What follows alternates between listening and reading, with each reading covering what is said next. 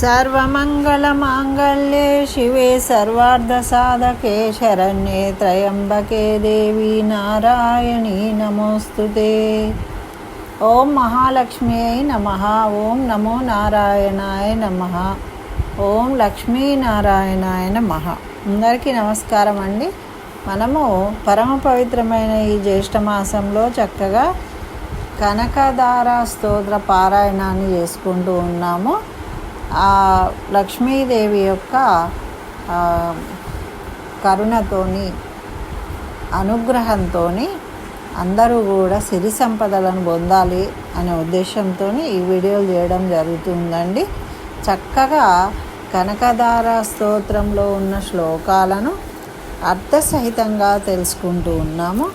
అందులో 8 శ్లోకాలను తెలుసుకున్నామండి. తర్వాత ఇంకా 2 శ్లోకాలని ఇప్పుడు తెలుసుకుందాం. ఇష్టా విశిష్టమతయోపి యయాదయాద్ర దృష్ట్యా త్రివిష్ట సపదం సులభం లభంతే.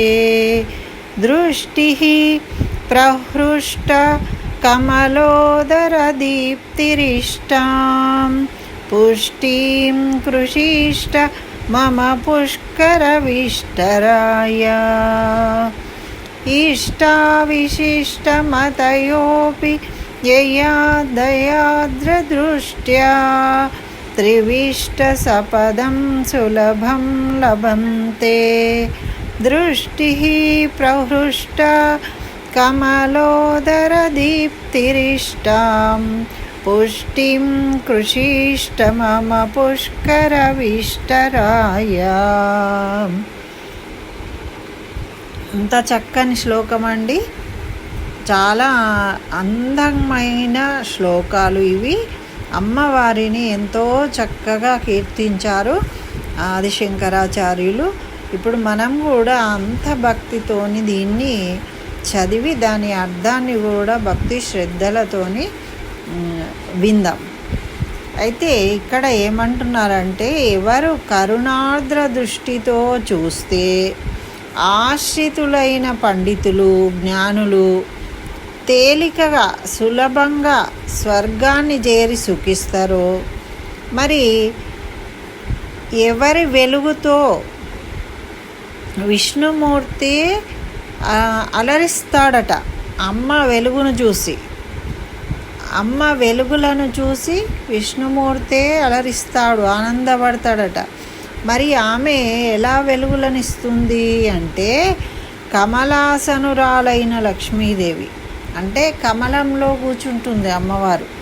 అలా కూర్చుని అలా చూస్తూ ఉంటే ఆ వెలుగును చూసి ఆ విష్ణుమూర్తినే అలరింపజేస్తుందట, అంటే ఆనందింపజేస్తుంది అన్నమాట అమ్మ లక్ష్మీదేవి, మహాలక్ష్మి.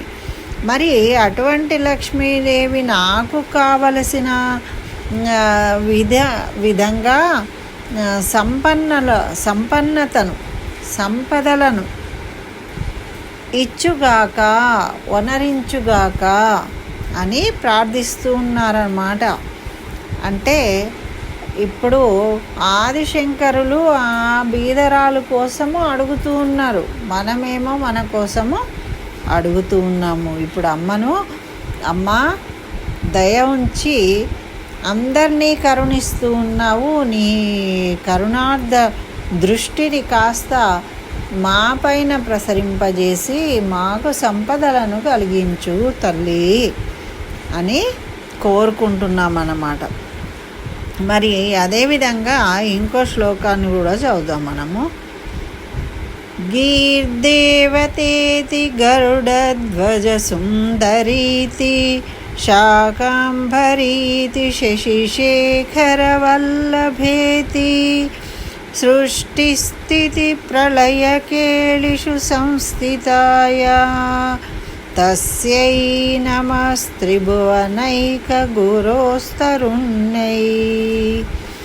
గీర్దేవతేతి గరుడధ్వజ సుందరీతి శాకంభరీతి శశిశేఖర వల్లభేతి सृष्टिस्थितिप्रलयकेलिषु संस्थिताय तस्यै नमस्त्रिभुवनैकगुरोस्तरुण्यै.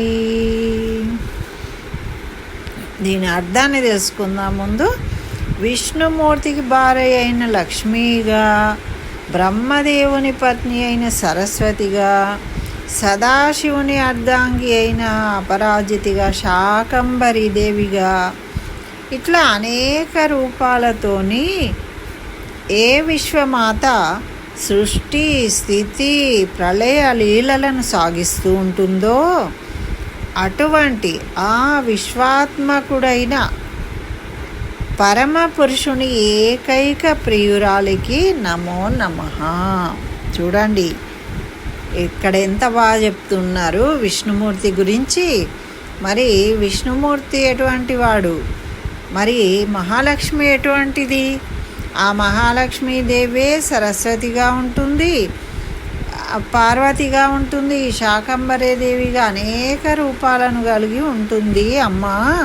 ఇట్లా అనేక రూపాలు కలిగి మరి ఇప్పుడు మనము స్తుతించేది ఎవరిని?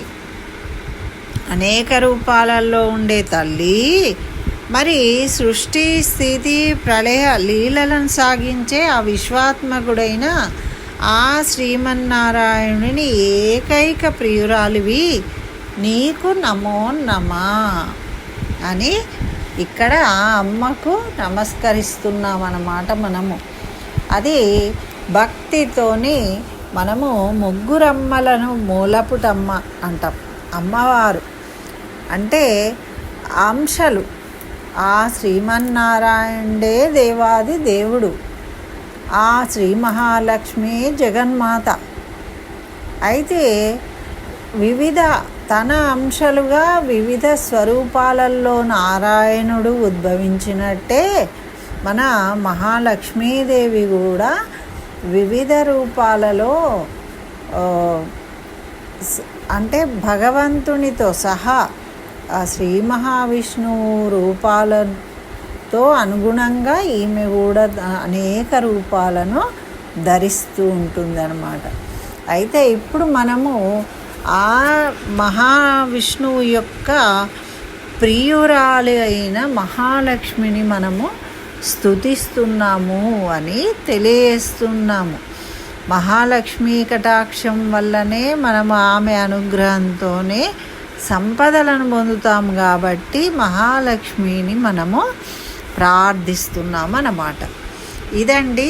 తర్వాత 2 శ్లోకాలు మరి చక్కగా అందరూ భక్తితోని వీటిని పారాయణం చేసుకుంటున్నారని తెలుస్తూ అందరికీ ఆ లక్ష్మీదేవి యొక్క అనుగ్రహంతో సంపదలు కలగాలని కోరుకుంటూ స్వస్తి. జై శ్రీమన్నారాయణ. సర్వం శ్రీకృష్ణ చరణారవిందార్పణమస్తు.